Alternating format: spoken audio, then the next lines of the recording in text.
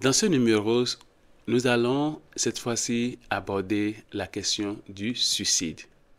Et nous allons regarder en 3 points déjà les principaux faits sur le suicide, les mythes. On va aussi aborder après les facteurs de risque et de protection et enfin la prévention du suicide. Donc dans cette vidéo, nous allons nous concentrer juste sur les principaux faits et les mythes en ce qui concerne le suicide. Notons que quand on parle du suicide, il y a globalement la notion du comportement suicidaire qui inclut les idées de suicide. La personne commence à penser au suicide. Ça passe par la planification. La personne pense au suicide et commence maintenant par se dire comment je vais faire, qu'est-ce que je vais faire. C'est la planification du passage à l'acte. Et après, on a des gens qui vont faire des tentatives mais qui ne vont pas aboutir. Elles vont pas réussir à mourir, ces personnes. Donc, on va parler de tentative de suicide.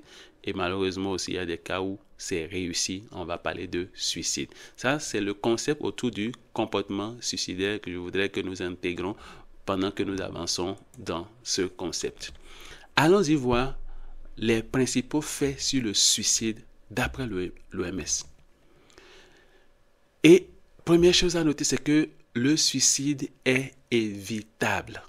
Le suicide est évitable, mais malheureusement, plus de 720 000 personnes se suicident chaque année. Autrement dit, c'est près d'un décès toutes les 40 secondes par suicide. Donc, pas toutes les 40 secondes, une personne meurt alors que cette mort aurait pu être évitée. Vous voyez, c'est pourquoi c'est important que nous abordons ce truc ensemble et que chacun de nous puisse apporter sa contribution. Deuxième fait, si on veut, le suicide n'a pas d'âge, ni de sexe, ni de race. C'est-à-dire, c'est dans tous les âges que ça arrive, c'est tous les sexes et aussi toutes les races. Cependant, on va noter, d'après les statistiques, que chez les jeunes de 15 à 29 ans, le suicide était la 3e cause de mortalité en 2021. Il est aussi noté que il y a plus de suicides réussis chez les hommes que chez les femmes, alors qu'on a plus de tentatives de suicide chez les femmes que chez les hommes. 73% des suicides surviennent dans les pays à revenus faibles ou intermédiaires. Vous pouvez entendre parfois penser que ces choses de dépression, de suicide, c'est pour les blancs, mais en réalité, nous le savons, il y en a aussi chez nous. Donc, dans nos pays en développement, il y a du suicide. J'imagine qu'autour de vous, malheureusement, vous avez déjà entendu parler des gens qui se sont donné la mort. Plusieurs facteurs peuvent conduire au suicide. Et ce sont des facteurs sociaux, culturels, biologiques, psychologiques et environnementaux. On va y revenir quand on va parler des facteurs de risque.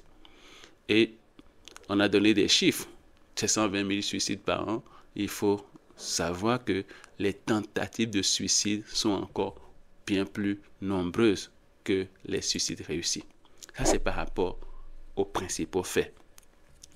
Parlons maintenant des mythes par rapport au suicide. Quels sont les mythes? C'est-à-dire les fausses idées. Un des premiers mythes, c'est qu'on pense que les personnes qui évoquent le suicide ne pensent pas passer à l'acte. C'est-à-dire, si quelqu'un parle de suicide, c'est en fait, il ne veut pas mourir. S'il voulait mourir, il n'allait pas en parler. Et très récemment, pendant qu'on parle, je vous dis, on est en mars 2025, mais très récemment, sur Facebook, dans les réseaux où je suis, dans la communauté où je vois les choses passer, mais il y a un monsieur qui a parlé de son suicide. Et les réactions étaient diverses. Certains l'ont pris au sérieux. Je crois que des gens l'ont contacté. Pendant que d'autres disaient, ah oui, s'il veut vraiment mourir, c'est pas s'il vient nous parler. S'il veut mourir, il ne va pas en parler. Et là, c'est l'erreur. Dieu merci, cette personne, le lendemain, a refait un message pour dire ça va maintenant, merci. Et d'autres prennent ça encore pour dire, voilà, c'est la preuve qu'il ne voulait pas mourir. Mais c'est très faux. Les personnes qui évoquent le suicide, généralement, sont en train de lancer un appel à l'aide. Il faut même les féliciter de pouvoir s'ouvrir parce que tous ne sont pas enclins à s'ouvrir justement aux choses à cause de la stigmatisation qu'il y a autour et des troubles mentaux et de ce suicide. Donc, bon nombre de ceux qui pensent au suicide sont des gens qui sont anxieux, perdus, ils ne savent pas quoi faire, ils sont désespérés. Dans leur esprit, en ce moment-là, c'est comme si la seule chose qu'il leur reste à faire ou la meilleure chose qu'il leur reste à faire, c'est de mourir, c'est de quitter ce monde. Nous devons les prendre au sérieux. Deuxième mythe.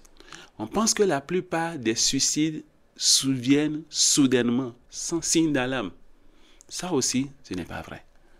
La majorité des suicides sont précédés des signaux. Parfois, c'est le comportement de la personne, parfois, c'est une parole, parfois, c'est un geste. On va remarquer qu'il y a quelque chose qui a changé chez la personne. Et parfois, certains en parlent. Ils vont dire, par exemple, je suis fatigué de cette vie. Je me demande même à quoi ça sert. Ou quelqu'un va rester, vous voyez, la personne est là, et puis il dit, mes enfants, mes enfants. Donc, il y a des signaux. Et nous devons essayer, apprendre à les découvrir pour remarquer surtout s'il y a quelque chose qui change dans l'attitude de la personne. Et comme on va le voir souvent aussi, il y a souvent la dépression qui est en arrière-plan pour certains cas. Donc, voir ces signes de changement chez la personne qui s'empiète du goût à la vie et nous devons rester alertes autour de cette personne, proposer notre aide à ces personnes-là. Un troisième mythe estimerait que les personnes suicidaires sont déterminées à mourir. C'est-à-dire que quand quelqu'un commence à penser suicide, c'est que la personne veut absolument mourir. Il n'y a rien à faire. Ce n'est pas toujours vrai. Généralement, ces personnes sont perdues. Elles ne savent même pas vraiment ce qu'il leur faut. Elles hésitent, elles sont ambivalentes. C'est ça qui fait que d'ailleurs, la plupart du temps, ça va prendre du temps, ça va durer. Et puis, malheureusement, certains vont commettre le geste fatal. Mais il y en a aussi beaucoup, par exemple, qui vont faire une tentative de suicide, par exemple, en ingérant un toxique, un produit, et soit c'est eux-mêmes qui vont alerter quelqu'un, soit quelqu'un qui découvre. Et vous voyez, en cette période-là, cette personne veut s'en sortir, voudrait vivre. Certains vont être repêchés parce qu'on les a aidés, on les a pris en charge assez tôt pour éviter l'issue fatale, mais d'autres aussi vont malheureusement, pendant qu'elles sont en train maintenant de lutter pour survivre, vont trépasser. C'est pour dire que non, ce n'est pas quand quelqu'un parle de suicide que la personne veut vraiment mourir. Et là, c'est important d'offrir à ces personnes un accompagnement psychologique. Et c'est là que nous pouvons tous être encore utiles pour les orienter. Et cette aide peut venir des proches de l'entourage, mais ça peut aussi venir des professionnels de santé. Un autre mythe dit qu'une fois qu'une personne est suicidaire, elle reste toute sa vie. Ça aussi, ce n'est pas vrai. Il peut arriver un moment de la vie de quelqu'un, des circonstances que la personne traverse. Elle est déprimée, elle va mal, elle pense que c'est la mort qui est la solution. Mais si cette personne, on l'accompagne, cette période de sa vie va passer. Cette saison douloureuse va passer et cette personne peut reprendre du goût à la vie et s'épanouir. Et ça reste une longue histoire, une histoire qui est loin derrière et c'est passé. Mais c'est aussi vrai que chez certaines personnes, dépendamment de ce qu'il y a en dessous, il peut y avoir des situations de la vie où, quand ils passent par des crises, des idées suicidaires reviennent. Donc, au cas par cas, mais ce qui est important à retenir, c'est que une personne suicidaire aujourd'hui n'est pas nécessairement une personne qui va rester suicidaire pour le reste de sa vie. Elle peut s'épanouir et profiter de la vie. Un autre mythe. On pense que seules les personnes atteintes de troubles mentaux sont suicidaires. Je ne sais pas ce que vous en pensez. Mais la vérité, c'est quoi? Oui, beaucoup de pathologies mentales vont conduire à des idées suicidaires, mais ce n'est pas seulement dans des situations de maladie mentale que le suicide apparaît. Les comportements suicidaires indiquent un mal-être, mais pas nécessairement une maladie mentale. Bon nombre de personnes qui vivent avec des troubles mentaux n'ont jamais eu d'idée suicidaire, aucune conduite suicidaire, et de même, toutes les personnes qui se suicident n'ont pas de trouble mental. Dernier mythe, et c'est important celui-ci, comme les autres d'ailleurs, on pense que parler du suicide avec quelqu'un est une mauvaise idée parce que ça peut même être interprété comme un encouragement au passage à l'acte ou bien même ça va donner des idées à quelqu'un. Vous voyez quelqu'un qui ne va pas bien, mais vous dites, tiens, si je parle de suicide là maintenant, je vais lui donner des mauvaises idées. Ce n'est pas vrai. Les gens qui sont déprimés, qui ne vont pas bien, qui ont des idées suicidaires, à cause des tabous autour de cette notion, ils n'ont pas envie d'en parler. Donc, si vous rencontrez une personne, c'est intéressant, vous voyez, la personne ne va pas bien, en discutant avec la personne, il faut chercher à voir, allez, est-ce que tu penses à la mort des fois? C'est important d'ouvrir ça, cette discussion, parce que ça vous permet de voir où en est la personne, et ça ouvre une discussion qui peut être suffisante pour décourager la personne et la mener à changer d'avis, ou bien à partir de cette discussion, vous vous rendez compte que cette personne, il faut vraiment faire attention, il faut l'encourager, il faut peut-être l'orienter vers un spécialiste qui va l'aider. Alors que ne pas en parler va laisser la personne gérer tout seul son idée et peut-être passer à l'acte.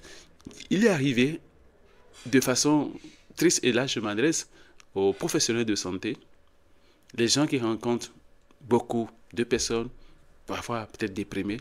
Il est arrivé que des gens quittent l'hôpital et parfois même quittent l'hôpital psychiatrique pour aller se suicider après, parce que pendant le suivi, on n'a même pas évoqué l'idée de suicide avec. C'était important que nous voyons les signaux, quel que soit le signal que nous percevons, qui peut penser que cette personne serait en train d'avoir des comportements suicidaires, que nous puissions tout faire pour nous assurer que nous évoquons la question avec la personne, parce que ça peut être le commencement de sa prise en charge pour sortir de là.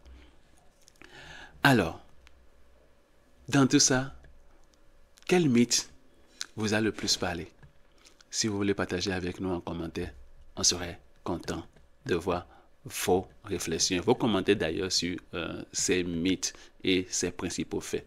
Nous allons nous arrêter ici dans cette vidéo pour continuer prochainement sur les facteurs de risque et de protection. Et je vous dis merci pour votre attention et votre soutien à notre chaîne, parce que vous continuez à partager ces vidéos avec vos contacts. Merci et on reste ensemble.